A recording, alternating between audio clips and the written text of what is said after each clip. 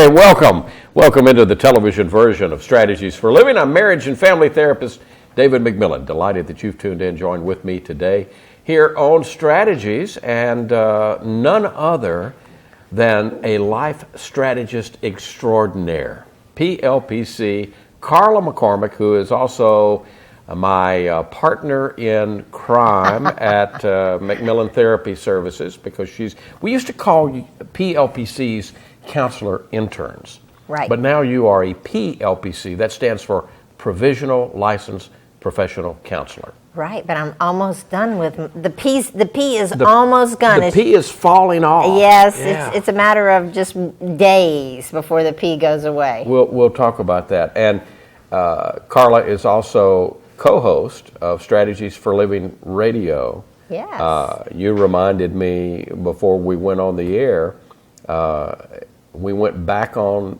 daily February of 2017. Isn't that crazy? And I think it was around November.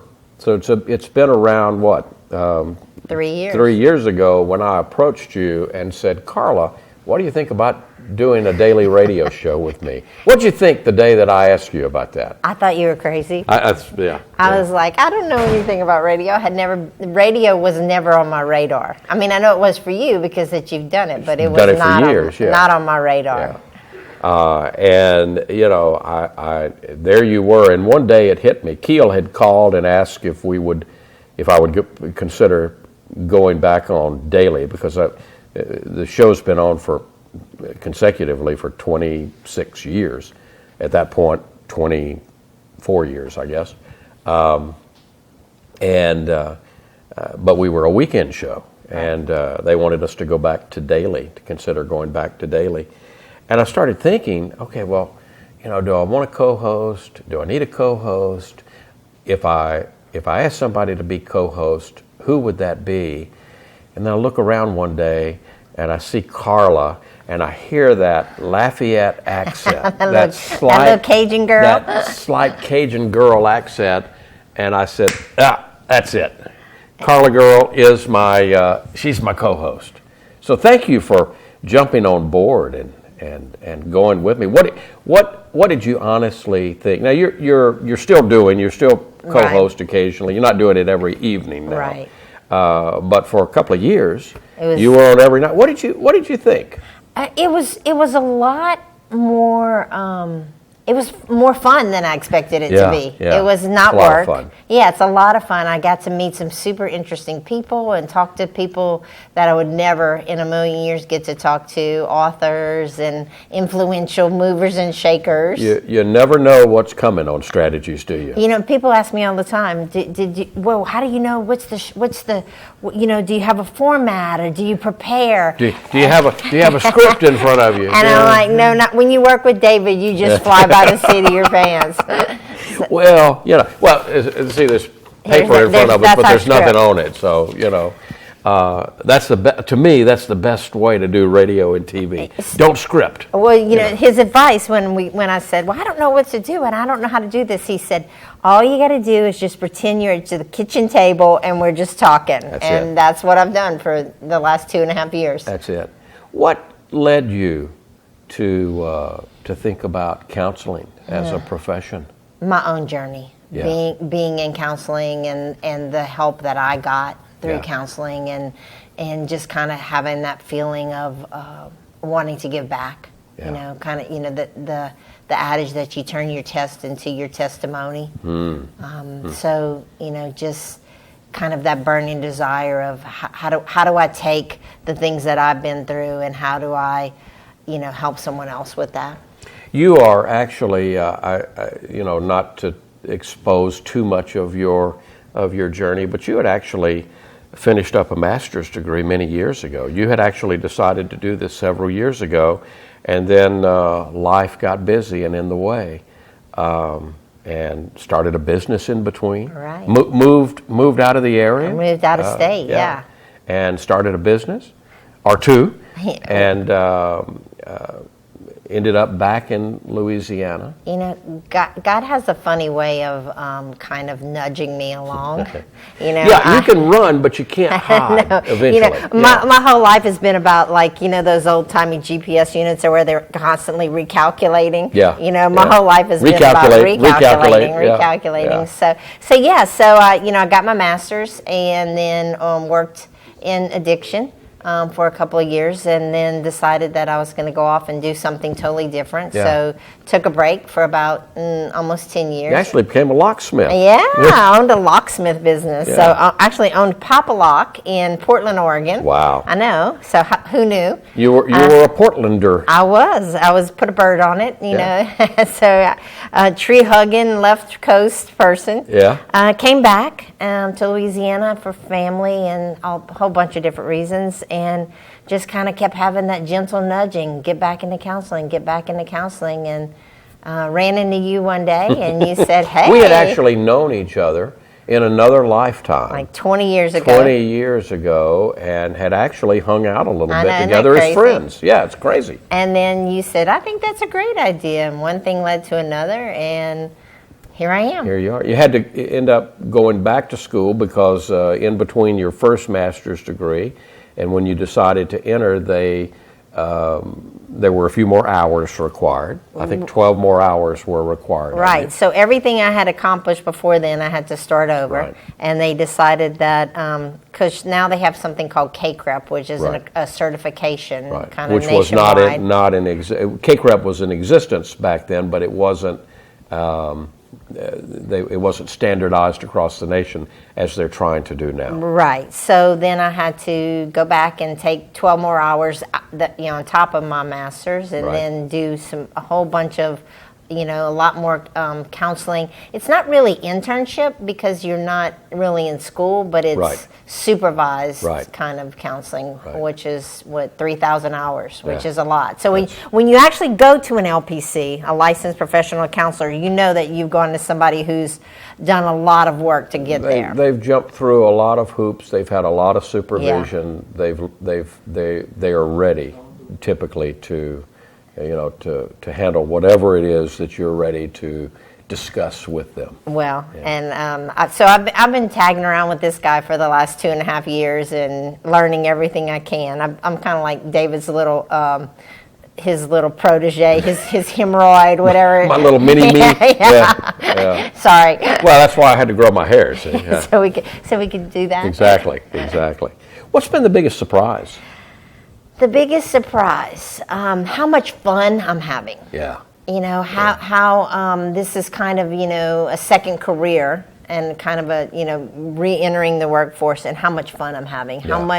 how much I enjoy going to work in the morning. It's amazing when you find that thing that you're supposed to be doing. Right.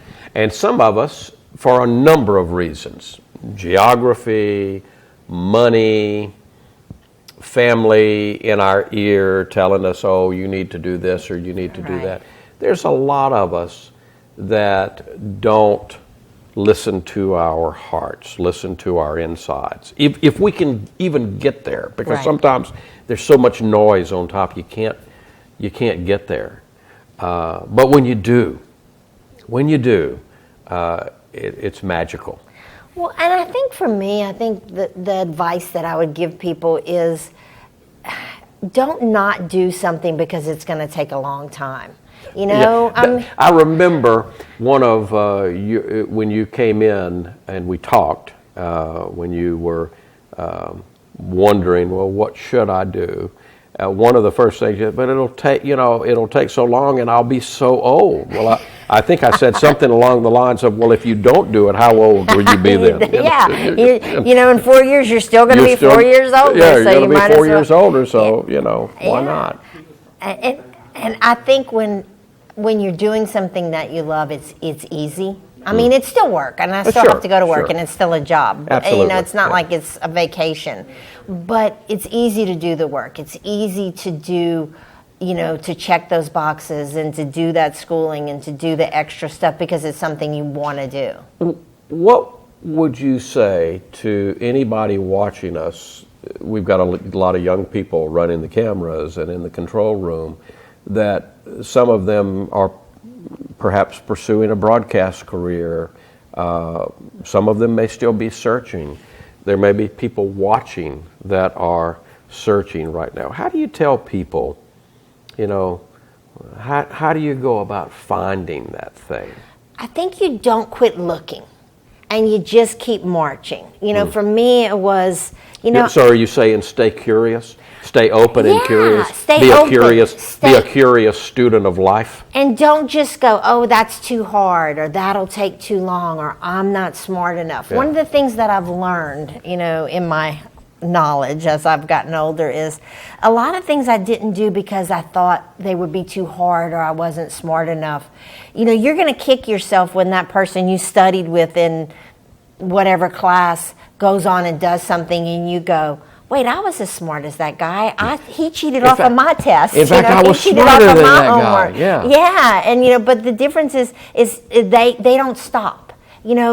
The people I know that have done great things in business or life or education just keep marching. They don't get deterred. They don't listen to the noise. They don't listen to the naysayers. Yeah. And if you don't know what to do, just keep trying. And you try that, doesn't work. That doesn't work. Try something else. Stay curious. That's your favorite thing. Yeah, be a curious student. And I hope that if I live to be 100 years old, I hope I'm still a curious student, because I think that's the way to live life. Well, and that is the way you live your life. I mean, every day when you're on the radio show and you're interviewing people and you're asking questions, you're learning and you're getting to know people and changing the way you think sometimes without even meaning to. Yeah. Well, it's I think for all of us, I think it's a matter of so many of us operate within our limited little belief system. And I don't mean to be demeaning to any of us. Right. I'm really talking about myself, and I think about, when I was 20, I think about when I was 25, 30, and I think about, the beliefs that had been installed in me from, little bitty, and how many of those I never questioned. I never, that was taught to me. That's the way it is. End of the story. And especially in the last 25, 30 years, how many of those beliefs as I've been willing to shine the light and look at, how many, that I've said, hey, wow, there's something very different from what I thought it was.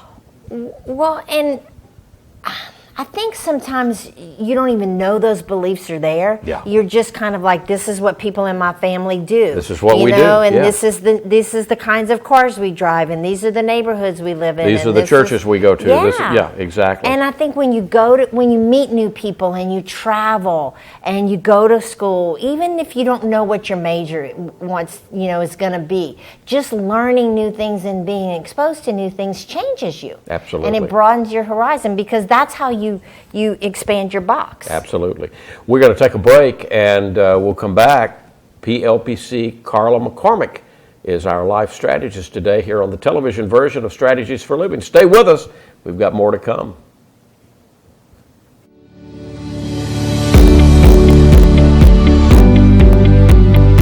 We're here in the South Bronx at Children's Health Fund's very first program site, and we're here to celebrate this new partnership and to have a look at the services being provided. Our mission is really very simple. We want to ensure the highest quality healthcare reaches children living in poverty. Access to healthcare is what we do, and we go the extra mile to make sure it happens. And going the extra mile means that we bring our mobile clinics right to where kids live, where they learn, where they play, and we do that in a very community integrated and oriented way. This is actually a room where the patients are screened by the providers.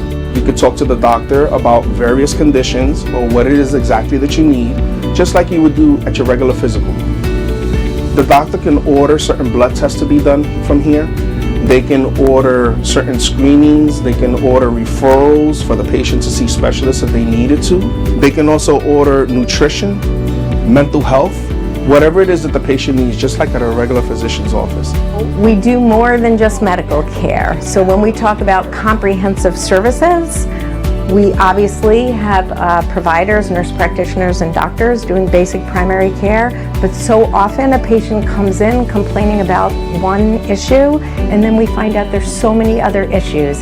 So we really see ourselves as kind of a one-stop shopping to really help this family succeed. Innovation at Children's Health Fund started from day one. We were the pioneers of the medical home house call, and this partnership with Henry Schein is going to continue that innovation. Together, creative problem solving, getting to places where we couldn't go alone, getting there together, and making sure kids have access to high quality care that they need. That's really where we're going together. Henry Schein is really helping Help Happen by delivering products and services and solutions that providers need throughout the U.S. every single day. Children's Health Fund and their IDN affiliates are helping Help Happen by delivering care to the most needy of population. So we're both delivering. One's delivering products and the other one's delivering care. To see the partnership come together, the strategies that we've worked on over the last year, culminate to this morning, and getting a chance to walk on the mobile clinic and get a tour of it and find out that it actually has some of the services that a primary care physician's office has. And so to know that that level of care is going to go to the underserved, and specifically in this area to children in need, is just a fantastic time for both organizations. When I look to the future, I see a future together with Henry Schein and Children's Health Fund. We took a while to get to this point. We've worked together, we've ideated together, we've created together. And from this foundation, the future is very bright. I can see us reaching more kids with more services in more places, not only over the next 4 years, but maybe the next 40.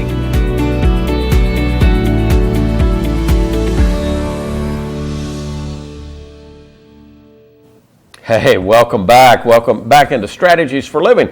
I'm marriage and family therapist David McMillan. You're obviously watching Strategies for Living today, but don't forget, you can listen to Strategies for Living, and you can listen 6 days a week, Monday through, Sunday through Friday on News Radio 710 Keel, 101.7 FM. All over the world, if you download the Keel app, that's free, and you can listen to us that way. And also Facebook Live / Strategies for Living. And we come on 7 p.m. to 8 p.m. Monday through Friday, 9 a.m. to 10 a.m. on Sunday mornings. So tune into the radio version of Strategies for Living on Keel, where we've been 26 plus years.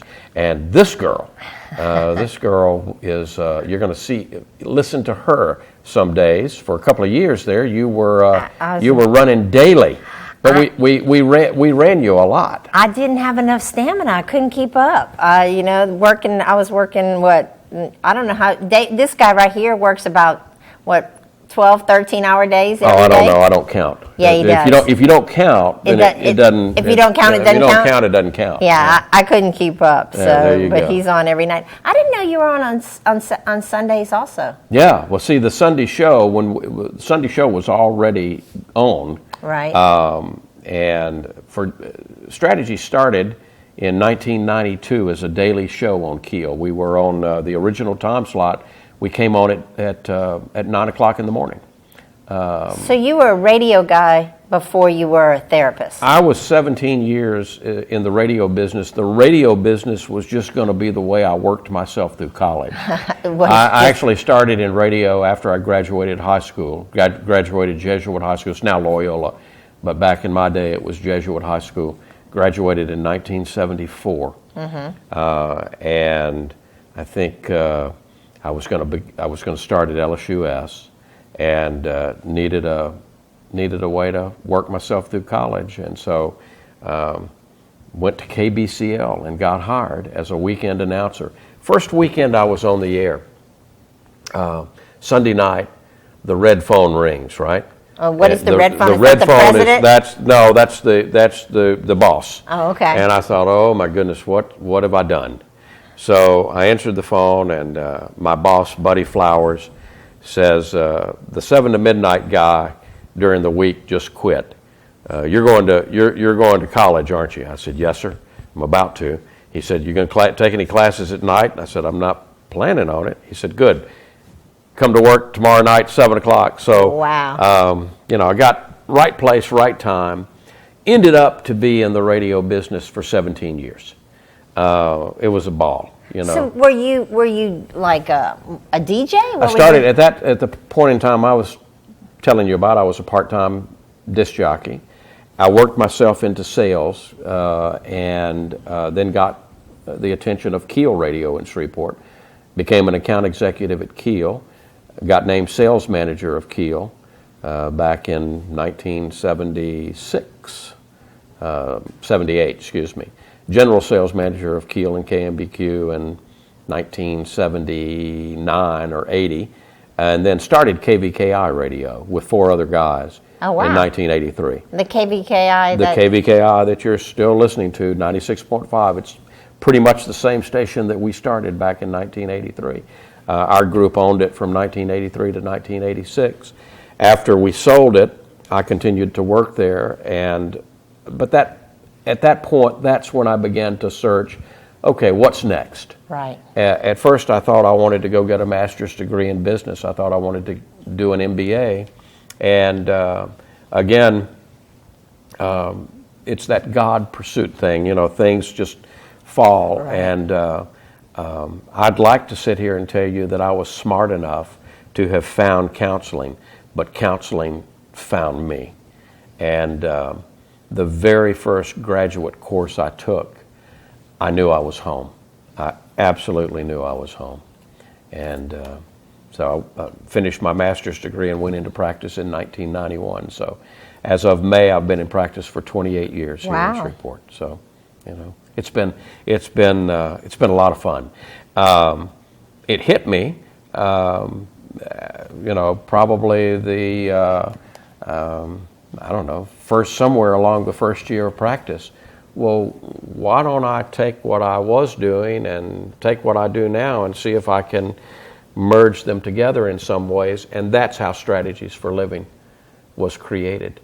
How did you know what kind of format you knew you wanted a talk show format? I mean, back then it was a call-in show, right? It started out as a call-in show. I had actually been visiting the Dallas-Fort Worth area, and I heard Dr. Laura Schlesinger. I had no idea that Dr. Laura was Dr. Laura. I just heard about 10 minutes of her program, and I thought she was I thought she was centered in Dallas-Fort Worth because I was listening to one of the talk stations over there. And I said, I can do that. I can do that. And so I came back to town and within a week or so was in the general manager of Keel's office. And again, right place, right time. Her question to me is, when can you start and how can you give me at least a year?